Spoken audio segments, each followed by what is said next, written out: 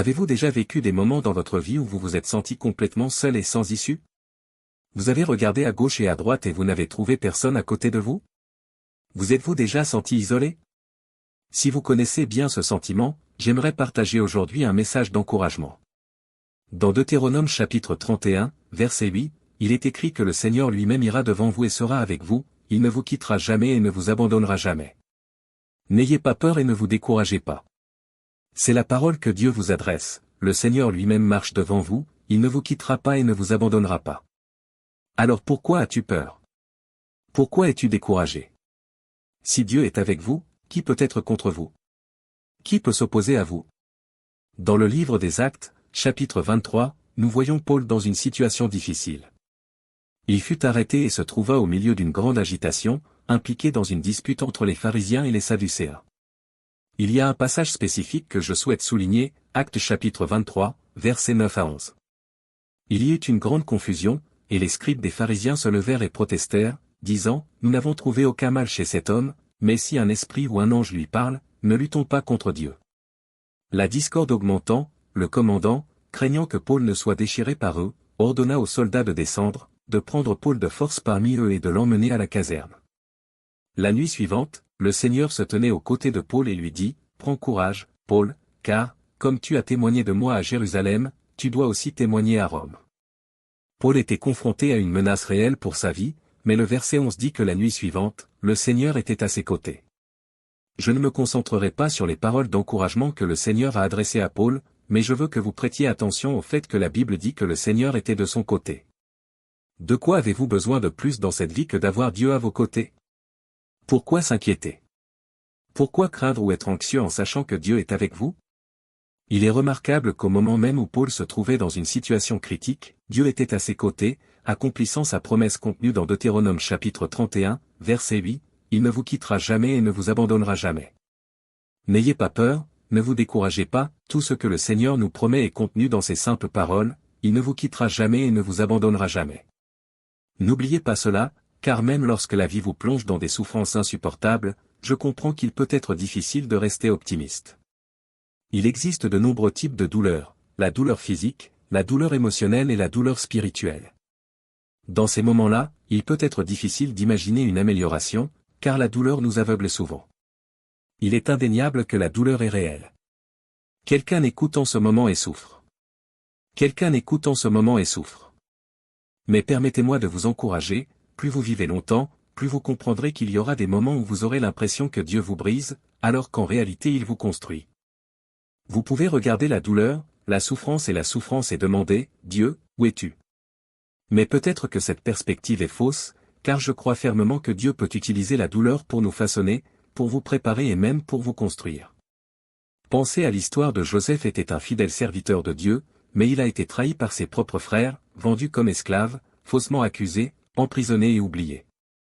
José a subi une série de revers, même s'il n'a rien fait de mal. Et même s'il semblait que Dieu le brisait, Dieu le construisait en réalité.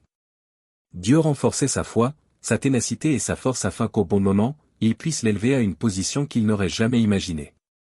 Comme le dit Jacques chapitre 1, versets 2 à 4, considérez comme une joie, mes frères, lorsque vous rencontrez des épreuves de toutes sortes, car vous savez que l'épreuve de votre foi produit la persévérance. Et la persévérance doit avoir une action complète, afin que vous soyez mûrs et droits, sans rien manquer. La souffrance que nous connaissons est temporaire en tant qu'enfants de Dieu, car la seule souffrance que nous connaissons est de ce côté-ci de la tombe.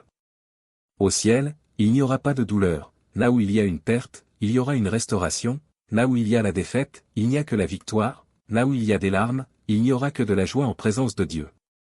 Savez-vous ce que Joseph a dit dans Genèse chapitre 50, verset 20 à la fin de ses épreuves?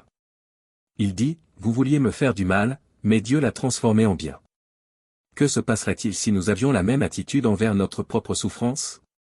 Que se passerait-il si nous adoptions le même état d'esprit en période de difficulté?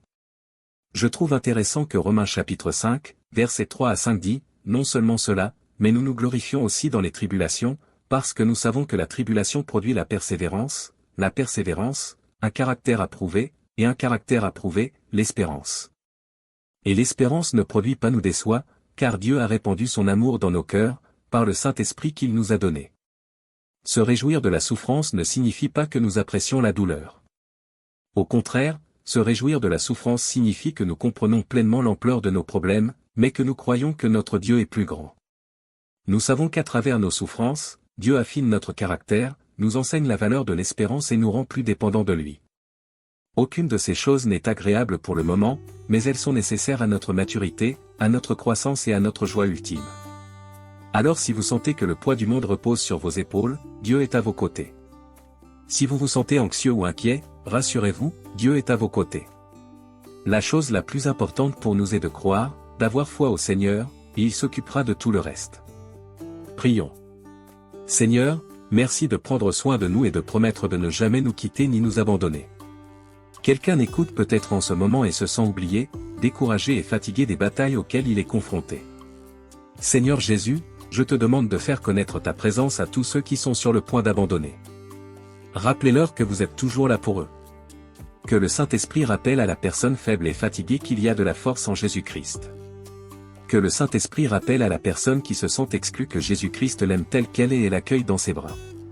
Que ta présence passe devant nous, Roi Jésus, qu'elle nous entoure et nous couvre, car avec toi à nos côtés, nous ne craignons rien. Nous ne sommes pas découragés par ce qui se passe dans l'économie ou dans le monde qui nous entoure. Nos yeux sont tournés vers toi, un Dieu qui nous fortifiera, nous sauvera, nous aidera et nous libérera dans les moments difficiles. En tant qu'enfants, nous croyons fermement que vous êtes capable de bien plus que ce que nous pouvons imaginer ou penser. Seigneur, nous n'aurons jamais honte lorsque notre confiance est en toi.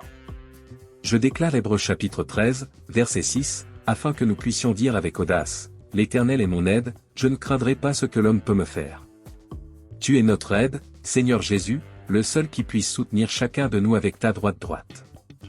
Nous vous faisons confiance pour répondre à tous nos besoins. Tu nous protèges, Seigneur. Vous êtes la réponse à tous les défis et difficultés de cette vie. Nous te félicitons d'être toujours à nos côtés, de prendre soin de nous aimer et de nous protéger.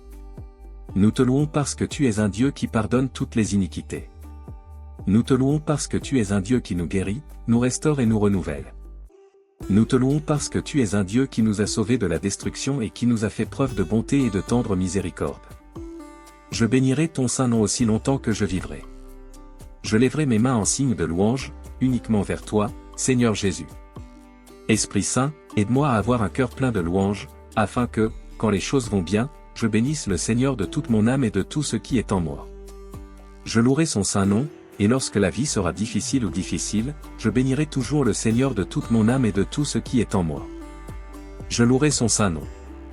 Je te loue, Seigneur Jésus, parce que tu es celui qui peut étancher mon âme assoiffée. C'est toi qui m'aimes fidèlement. Vous êtes le donneur de vie et vous seul pouvez me faire me sentir à nouveau et rafraîchi. Être en sa présence, c'est être guéri. Je te loue pour ta miséricorde abondante et indéfectible. Tant que je serai en vie, j'élèverai ma voix et les mains de mon cœur pour t'adorer. Je te loue pour ta fidélité. Je vous remercie d'avoir entendu cette prière au nom puissant de Jésus-Christ. Je prie, Amen.